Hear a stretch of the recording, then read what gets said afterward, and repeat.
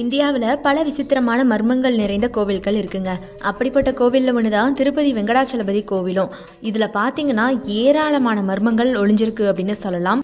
So அப்படி 10 விதமான மர்மங்களை பற்றி தான் இந்த வீடியோவில் ஃபுல்லாக பார்க்க போகிறோம். திருப்பதி வெங்கடாச்சலபதி கோவிலில் இருக்கக்கூடிய அந்த 10 மர்மங்கள் என்னென்ன?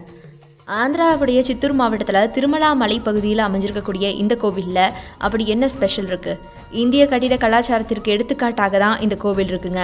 இந்த கோவிலுக்கு பல பெயர்கள் இருக்குது. திருப்பதி, பாலாஜி, ஏழுமலையான், வெங்கடாச்சலபதினு சொல்லிட்டு பல பெயர்களில் அழைக்கிறாங்க. ஆனால் கடவுளுடைய அதிகாரப்பூர்வ பெயர் அப்படின்னா ஸ்ரீ வெங்கடேஸ்வர சுவாமி. இங்கே சுவாமி பத்மாவதி அம்மையாரோட காட்சி தராரு.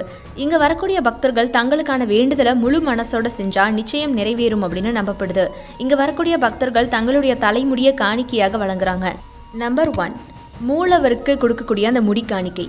இங்கே மூலவராக இருக்கக்கூடிய வெங்கடேஸ்வர சுவாமி சிலையில் உண்மையான முடி இருப்பதாக சொல்லப்படுது. இந்த முடி எப்போவுமே சிக்காமல் இருப்பதாகவும் சாஃப்டாக இருப்பதாகவும் சொல்லப்படுதுங்க. இது சிலையின் பின்பகுதியில் வளர்ந்திருப்பதாகவும் சொல்லப்படுது. அதனால் இதற்கான ஆதாரங்கள் எதுவும் இல்லை. ஆனால் பாருங்கள், இதை பற்றின மர்மம் தொடர்ந்துக்கிட்டே தான் இருக்குது. 2வது, கருவறை ரகசியம். பகவான கருவறைக்கு வெளியிலிருந்து தரிசனம் செய்பவர்களுக்கு சுவாமி கருவறையின் நடுவிலிருந்து தான் தரிசனம் தருவது போல தோற்றமளிக்கும்.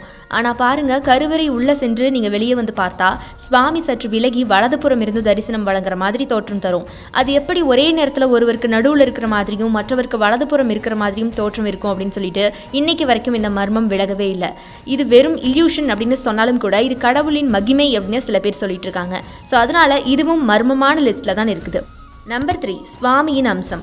இந்த வெங்கடேஸ்வர சுவாமி சிலை லக்ஷ்மி அம்சத்தையும் கொண்டிருக்குங்க. ஒரே சிலையில சுவாமியும் அம்பாலும் காட்சி தருவது மாதிரி சொல்லப்படுது. இதனாலேயே திருப்பதி வெங்கடாச்சலபதிக்கு அலங்காரம் செய்யும் போது ஆண் மற்றும் பெண் இரு அலங்காரங்களும் நடக்குமா? இது எப்படி சாத்தியம் அப்படிங்கிறது பார்த்தீங்கன்னா இன்னமும் மர்மமாக தான் இருக்குது. நம்பர் 4, சுவாமிக்கு வேர்வை. ஸோ வெங்கடேஸ்வர சுவாமியின் சிலை ஒரு விசேஷமான கல்லால் செதுக்கப்பட்டிருக்கிறது அப்படின்னு நம்ம எல்லாருக்குமே தெரியும். அந்த சிலை பார்க்க உயிர்த்துவமாக இருக்கும் அப்படின்னும் எல்லாரும் சொல்கிறாங்க. உண்மையிலேயே பகவான் விஷ்ணு அமர்ந்திருக்கிற மாதிரியே தோற்றம் கொடுக்குமா? இந்த சிலைக்கு பல நேரங்களில் வேர்வை வருவது அந்த மாதிரி தென்படுறது எல்லாமே பார்த்திங்கன்னா மக்களே பார்த்துருக்காங்க. அதனால் அந்த கோவிலில் இருக்கக்கூடிய ஏசி இன்னுமே வேலை செஞ்சுக்கிட்டே இருக்குமாமா. எப்போவுமே குறைவான தட்பவெப்பநிலை பராமரிக்கப்பட்டுட்டே இருக்குமா. எப்படி இந்த வேர்வை வருது அப்படின்னு சொல்லிட்டு யாருக்குமே தெரியல அப்படின்னு சொல்கிறாங்க. இன்னைக்கு வரைக்கும் இது மர்மமாக தான் பார்க்கப்பட்டு வருது. நம்பர் 5, கிராமம். இந்த கோவிலிருந்து சுமார் 23 கிலோமீட்டர் தொலைவில் ஒரு கிராமம் இருக்குங்க. அந்த கிராமத்தில் இருக்கக்கூடிய மக்கள் எல்லாருமே ஒழுக்கமான வாழ்க்கையை வாழ்கிறாங்க அப்படின்னு சொல்லப்படுது. அதே மாதிரி பார்த்தீங்கன்னா அந்த கிராமத்திற்குள்ளே வெளிநபர்களுக்கு அனுமதி இல்லை அப்படின்னு சொல்லப்படுது. அந்த கிராமத்துக்குள்ளே நிறைய சட்டத்திட்டங்களோட அவங்க பாட்டுக்கு தனியாக தங்களையே தனிமைப்படுத்திக்கிட்டு வாழ்ந்துட்டு இருக்காங்களா அந்த கிராம மக்கள். அங்கிருந்து தான் பகவானிற்கு தேவையான பூ, பழங்கள், தயிர், பால், வெண்ணெய் உள்ளிட்ட பொருட்கள் வருதான். ஆனால் அந்த கிராமத்தை யாருமே பார்த்ததில்ல. ஏன் இன்னும் சில பேருக்கு பார்த்தீங்கன்னா இந்த கிராமம் எங்கே இருக்குது, இந்த கிராமம் நிஜமாவே இருக்குதான்னு கூட தெரியாதான். அங்கே வாழ்கிற மக்களே சொல்கிறாங்க இந்த கிராமத்தை பற்றி நாங்கள் கேள்வியே பட்டதில்லைங்க அப்படின்னு. ஸோ இந்த கிராமம் பார்த்தீங்கன்னா இன்றைக்கும் பெயர் தெரியாத ஒரு ஊராகவும் யாருமே பார்த்துடாத ஒரு ஊராகவும் தான் இருக்குது. ஸோ இதுவும் மர்மமான விஷயத்தில் ஒன்று தாங்க. நம்பர் 6, சந்தன காப்பு மற்றும் லக்ஷ்மி தரிசனம். ஒவ்வொரு வியாழக்கிழமையும் பகவான் திருவுருவ சிலைக்கு சந்தன காப்பு நடைபெறுதுங்க. சந்தனம் பூசப்பட்டதுக்கு அப்புறமா அபிஷேகம் நடந்ததும் சுவாமியுடைய நெஞ்சில் லக்ஷ்மியின் உருவம் தோன்றதா சொல்றாங்க. இதை பார்த்த பேர் ஏராளம் பேர் பார்த்தீங்கன்னா இந்த மாதிரியான தகவலை உண்மை அப்படின்னு ஆதரிச்சிருக்காங்க. இது எப்படி சாத்தியம் அப்படின்னு தான் யாருக்குமே புரியல. இன்னுமுமே இந்த மாதிரி லக்ஷ்மி உருவம் எப்படி தோன்றுது அப்படின்னு மர்மமான விஷயமா தான் பார்க்கப்பட்டு வருது. நம்பர் 7, அணையா விளக்கு. கோவில் கருவறைக்குள்ள ஒரே ஒரு விளக்கு மட்டுமே எரியுமா. இந்த விளக்கிற்கு எண்ணெய்யோ நெய்யோ யாருமே ஊற்றுவதில்லையா. ஏன் திரி கூட மாற்ற மாட்டாங்களாம். ஆனால் பாருங்க, தீபம் 24 மணி நேரமும் எரிஞ்சுக்கிட்டே இருக்குமா. இது எப்படி எரியுது அப்படின்னு யாருக்குமே தெரியல அப்படின்னு சொல்றாங்க.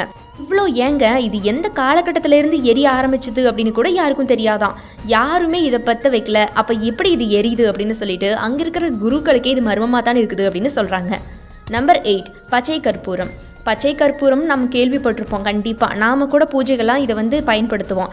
அதை எந்த கல்லின் மீது தடவினாலும் கூட அந்த கல் உடைஞ்சு போயிடும் அப்படின்னு நம்ம எல்லாருக்குமே தெரியும். அதாவது அந்த கல் விரிசலாது விட்டுரும். ஆனால் திருப்பதி ஏழுமலையான் கோவிலில் பச்சை கற்பூரம் பூசப்படுது. ஆனால் இதுவரைக்கும் அந்த கல்லில் பச்சை கற்பூரம் பூசப்படுவதற்கான எந்த அறிகுறியுமே இல்லையா. இதுவரைக்கும் ஒரு சின்ன கீறல் கூட இல்லையா அந்த கல்லில். இது எப்படி சாத்தியம் அப்படின்னு தான் தெரியல. நம்பர் 9 அடிவாங்கிய ஏழுமலையான். கருவறைக்கு செல்லும் முன்பு அதனுடைய நுழைவு வாயிலின் வலதுபுறம் இருக்கக்கூடிய கதவின் பக்கத்துல ஒரு குச்சி வைக்கப்பட்டிருக்கும்.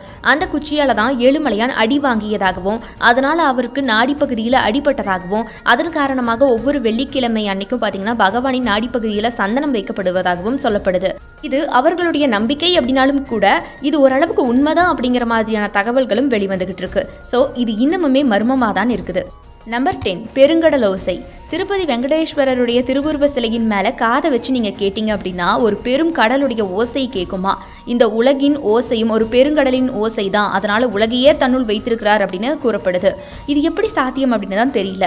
அது எப்படி பகவானுடைய திருவுருவ சிலையில் அலைகளுடைய ஓசை கேட்குது? இது எந்த அளவுக்கு உண்மை?